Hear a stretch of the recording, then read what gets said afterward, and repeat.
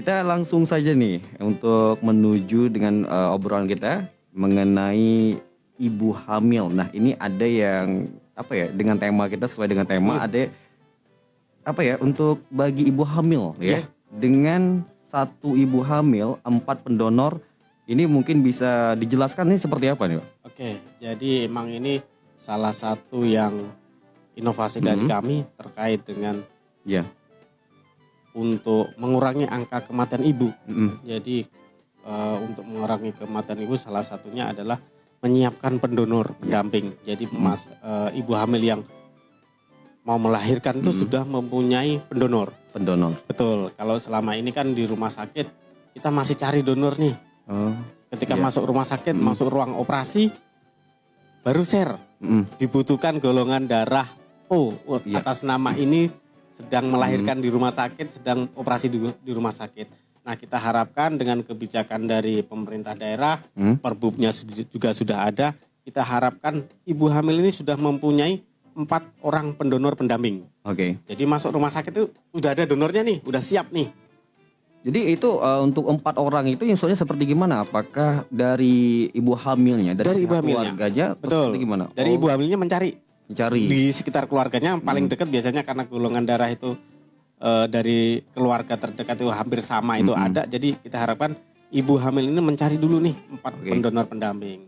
Apakah memang sekarang ini untuk mengenai darah gitu ya, di Bangka Selatan seperti apa sebenarnya, Pak? Kalau kebutuhan darah memang cukup lumayan tinggi, tapi alhamdulillah tahun ini PMI Bangka Selatan, kebetulan saya juga sebagai pengurus PMI-nya, kita sudah berjalan melakukan donor darah sukarela. Sebulan itu bisa 3 kali 4 kali, tapi tetap kebutuhan darahnya masih kurang. Masih kurang. Betul. Oke. Jadi kedepannya kita harapkan kalau misalkan ini sudah bisa berjalan, paling enggak untuk mengurangi resiko-resiko kekurangan darah waktu melahirkan atau waktu operasi itu dapat teratasi. Amin ya. Nah, ini untuk mengenai hal ini mungkin bisa dijelaskan latar belakangnya kok ada seperti ini gitu ya, untuk mengenai ibu hamil. Seperti apa latar belakang ini di Bangka Selatan, mungkin mengenai tingkat kematian ibu. Benar. Salah satu penyebab angka kematian ibu yang tinggi itu adalah salah satunya perdarahan. Betul, dan tahun kemarin kita ada 2 perdarahan yang menyebabkan kematian pada ibu hamil. Itu salah satunya juga mungkin stok darah yang kurang.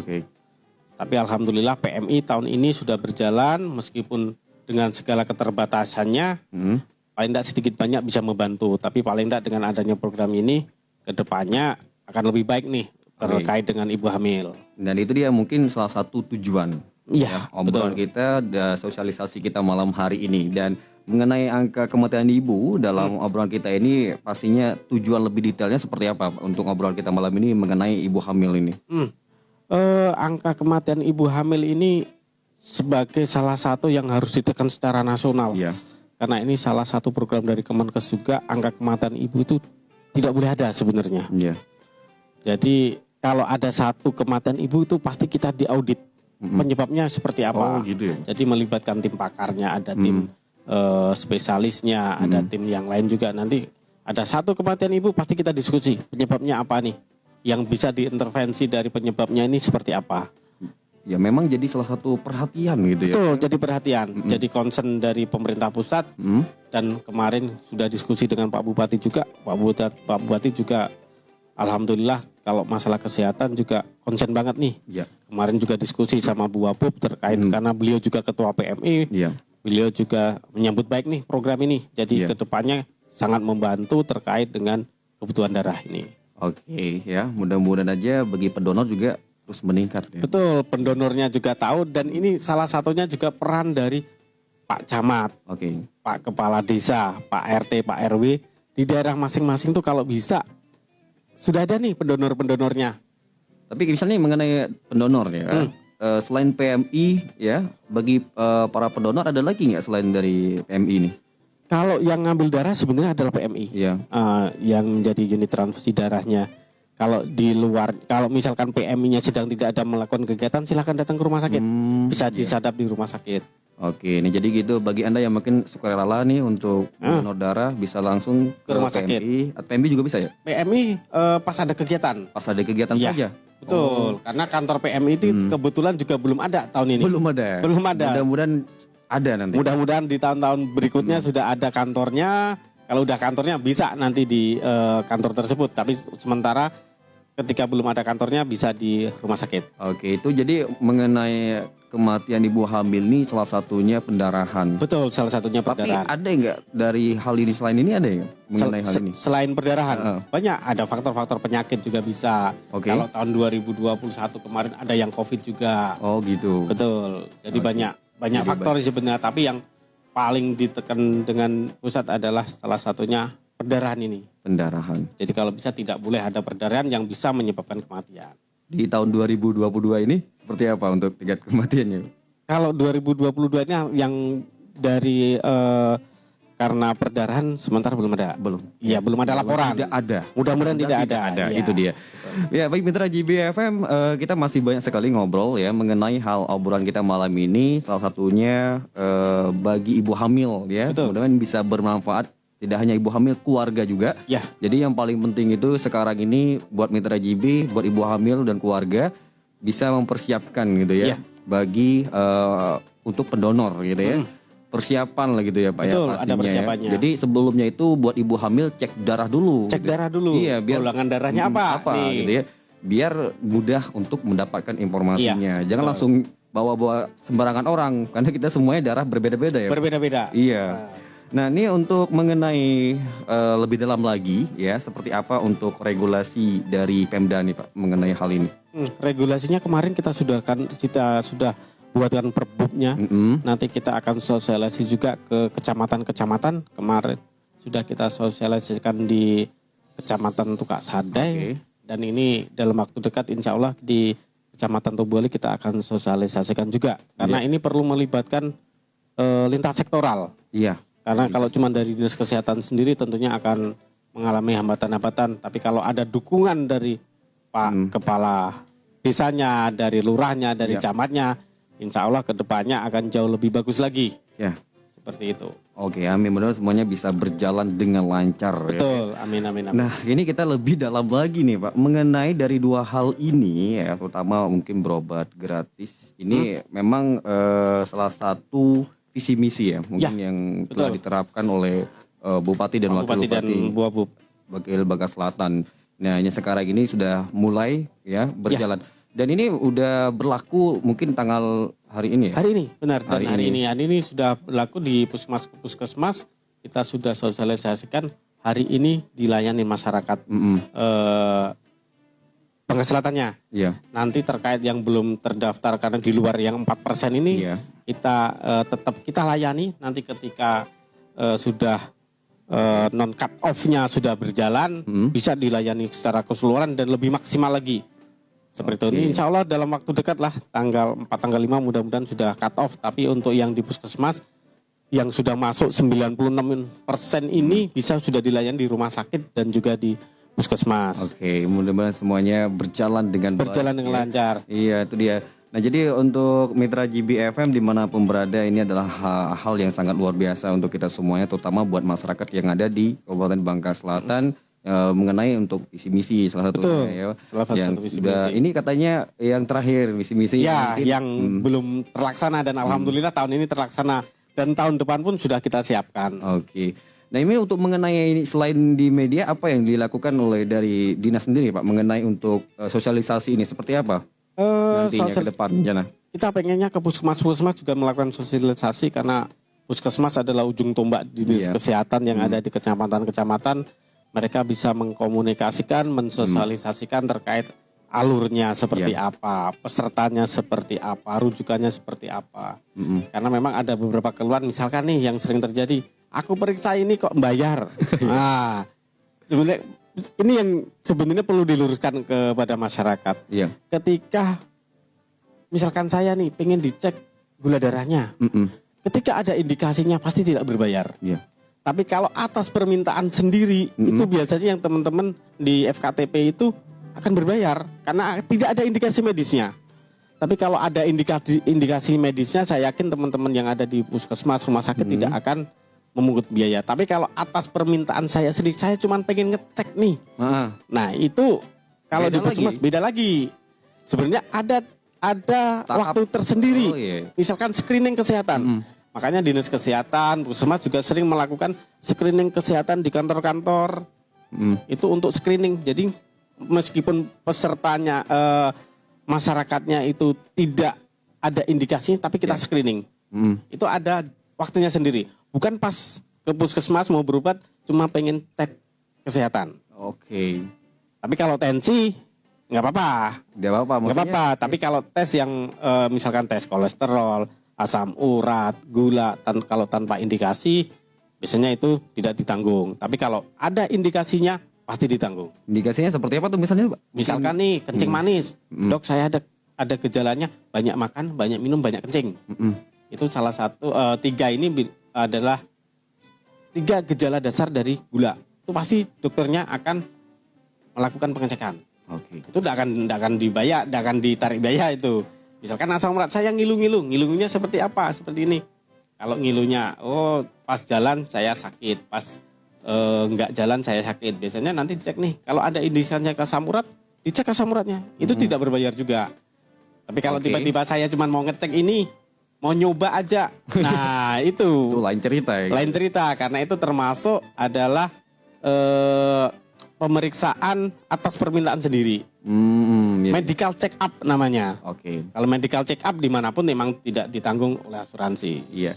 Nah itu dia pastinya buat mitra JBFM kayaknya kita memang udah detail dan lebih lengkap ya obrolan kita malam ini, mudah-mudahan bisa bermanfaat sekali dan mungkin bisa lebih detail lagi nggak Pak untuk bagi mitra JB yang lagi dengar ya mengenai syarat lebih detailnya, lebih santainya untuk malam ini, selain dari misalnya KTP atau apa tadi KK ya. Apalagi mungkin ada yang diperlukan nggak? Enggak. Atau kita datang ke puskesmas harus bilang nih kita mau bikin ini ya?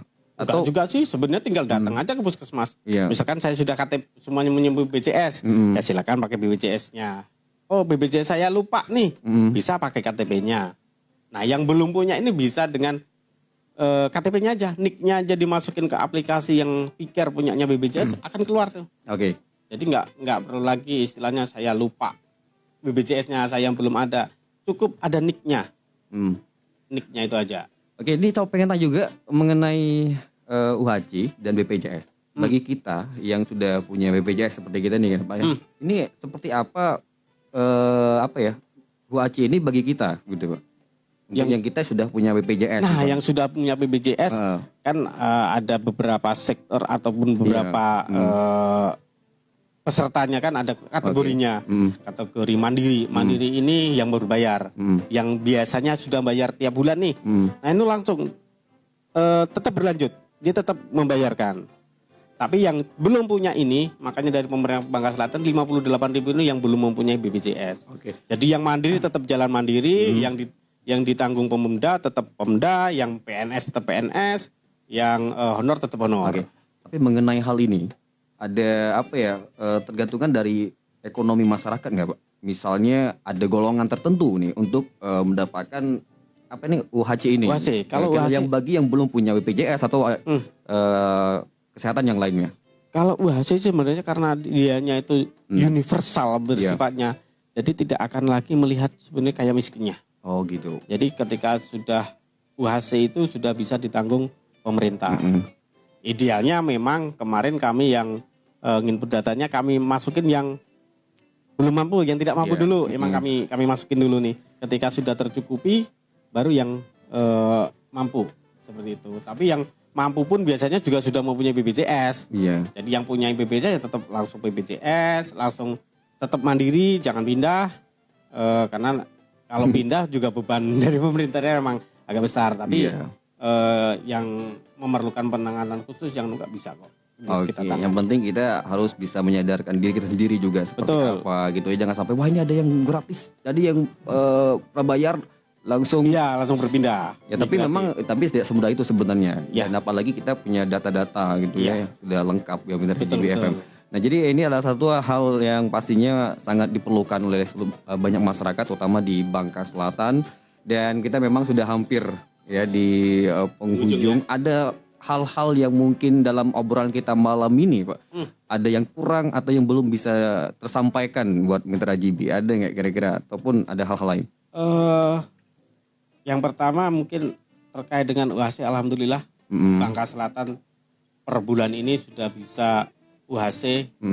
Jadi silahkan masyarakat Bangka Selatan yang memerlukan penanganan kesehatan, membutuhkan pelayanan kesehatan, silahkan datang ke fasilitas kesehatan pemerintah yang ada di Bangka Selatan. Tapi sekali lagi tadi ya, harus lewat berjenjang. Jangan tiba-tiba datang pagi-pagi ke rumah sakit, batuk pilek, mau dilayani di rumah sakit. Jadi memang harus tahu, kita tahu kondisi dan situasi dan juga regulasi yang dari BPJS. Karena regulasi ini bukan dari pemerintah daerah yang berjenjang, ini memang dari aturan dari BPJS harus berjenjang, tidak bisa serta-merta langsung ke rumah sakit. Itu yang pertama. Yang kedua terkait dengan program yang kedua, yang satu ibu hamil mempunyai 4 pendonor, silahkan ibu hamil sering-sering kontrol ke bidan maupun ke puskesmas. Iya, betul. Karena seringkali terjadi pasien-pasien yang gawat darurat itu jarang sekali kontrol ke bidan. Tiba-tiba datang ke rumah sakit kondisinya sudah jelek nih. Karena tidak pernah melakukan ANC. ANC itu pemeriksaan kehamilan. Itu seperti apa prosesnya kalau untuk kontrol gitu yang bagi kontrol pakai BPJS bisa. Bisa ya. Bisa. Jadi kalau BPJS kan itu ditanggung 1 triwulan pertama sekali, triwulan kedua sekali, triwulan ketiga sekali. Jadi BPJS juga sudah kartu berobat gratis ini juga sudah bisa digunakan untuk ibu hamil. Makanya sering-sering kontrol. Ketika pas kontrol nanti cek sekalian nih golongan darahnya, bawa keluarganya. Nah, bawa keluarganya. Kalau sudah ada pendonor pendamping, insya Allah akan tenang. Masyarakat yang, apalagi ibu hamil yang ke rumah sakit sudah tenang nih. Aku membutuhkan darah, sudah ada kok pendonor yang kubawa. Seperti itu. Itu aja Pak, mungkin ada lagi? Sudah cukup, itu aja. Luar biasa pastinya buat Mitra GB FM bersama dengan Dr. Agus Pranama berbincang kita di malam hari ini, yaitu bersama dengan Dinas Kesehatan ya. Pengendalian penduduk dan keluarga berencana Kabupaten Bangka Selatan dengan tema kita, dan mudah-mudahan ini bisa bermanfaat sekali dan bisa sedikit memberi kemudahan dan keringanan untuk bagi masyarakat yang kemarin-kemarin termasuk saya sendiri. Ya sebenarnya itu ya. Ya kalau ini kayak ngobrol sama keluarga gitu ya. Ini kalau sakit wah biayanya sekarang ini sudah kita bayangkan 1 malam aja udah berapa ya Pak ya. Ya memang apalagi mungkin rumah sakit bukan rumah sakit umum daerah gitu ya. Selain dari itu kita ngebayangkan ini gimana nih. Mudah-mudahan aja dengan ada obrolan kita malam ini mungkin sedikit membuat bukannya kita minta sakit ya gitu ya. Tapi membuat sedikit ada rasa tenang gitu ya buat masyarakat. Terutama ini luar biasa dari Bangka Selatan ya. Dan ini adalah salah satu visi misi ya dari Bupati dan juga Wakil Bupati Bangka Selatan, dan mudah-mudahan tidak hanya seperti saat ini. Dan ini akan terus berjalan. Akan terus berlanjut. Iya. Dan jangan lupa juga seperti disampaikan ya tanggal 11. Ini umum atau gimana sebenarnya nih launchingnya? Umum. Jadi silakan masyarakat Bangka Selatan ataupun masyarakat Tobuali khususnya yang mau datang silahkan di tanggal 11 itu. 11 di Pantai Kelisut. Pantai Kelisut Mitra GB FM ya. Ada senam gitu. Ada senam nanti pagi. Itu salah satu cara hidup sehat gitu. Betul. Dan juga pengen sosialisasi juga dengan masyarakat terkait dengan UHC ini. UHC. Nah, jadi pengen lebih detail lagi, mungkin ada yang baru gabung nih. Betul. Tadi ketinggalan nih apa tuh UHC itu apa ya? Iya. Nah, jangan lupa tanggal 11 bisa datang ke Pantai Kelisut ya. Iya. Dari mulai pagi jam berapa sampai selesai. Dari setengah 7 lah. Setengah 7 kita sudah standby di situ. Ini sebenarnya launchingnya tanggal 11, tapi sebenarnya udah berlaku pada tanggal hari ini ya. Iya, betul, dari tanggal 1 ini. Dari tanggal 1. Dan terima kasih buat Dr. Agus Pranama sudah meluangkan waktunya untuk bersama kita malam hari ini. Mudah-mudahan obrolan kita malam bisa bermanfaat untuk semua pendengar. Amin. Ada yang pengen disapa kembali buat pendengar nggak nih? Sudah cukup. Sudah cukup ya. Dan yang pasal untuk Mitra GB FM dimanapun berada, saatnya kita pamit undur ya, untuk menemani Mitra GB semuanya dalam edisi program Inovasi Dahsyat Menuju Basel Hebat. bersama dengan Dr. Agus Pranama, PLT Kepala DKPP KB Kabupaten Bangka Selatan. Dan yang pastinya mohon maaf ya, misalnya ada salah-salah kata obrolan kita yang tidak berkenan di hati Mitra JB semuanya, ya mohon maaf sebesar-besarnya. Saya Rian. Saya Dr. Agus. Pamit undur dengan akhir kata. Wassalamualaikum warahmatullahi wabarakatuh.